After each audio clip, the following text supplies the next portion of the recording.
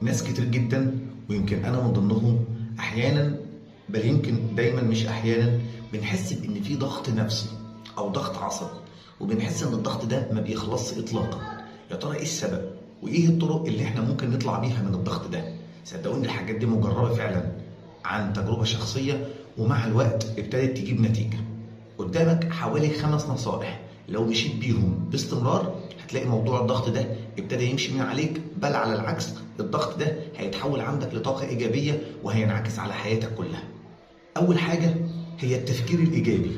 بالله عليك ابعد عن أي تفكير سلبي، يعني حاول دايما ما تسرحش بخيالك بإن في حاجة وحشة ممكن تحصل.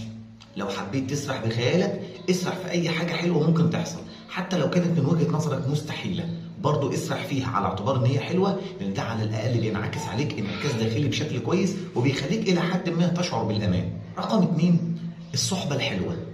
دايما وابدا الصحبه الحلوه اللي انت اكيد كويس قوي انك بتعرف تنقيها، لان محدش فينا النهارده فاشل في اختياراته، واكيد مش هنكون فاشلين في اختيار الصحبه الحلوه.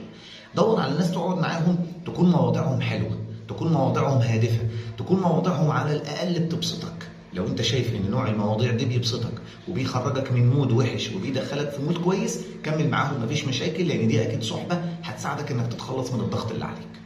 رقم 3، ودي مرتبطه بالنقطه رقم 2، بنسميها الابتعاد عن الشخصيات السامه. وهنا بنحب نسميها الشخصيات السامه ليه؟ لانهم فعلا عاملين زي السم.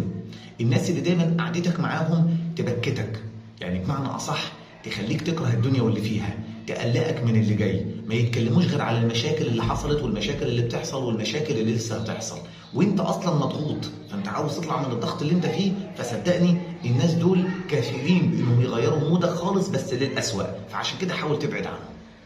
رقم 4، حاول بقدر الامكان تبعد عن اي افكار سلبيه. اي فكره في دماغك تجيلك سلبيه اخفيها بسرعه من دماغك.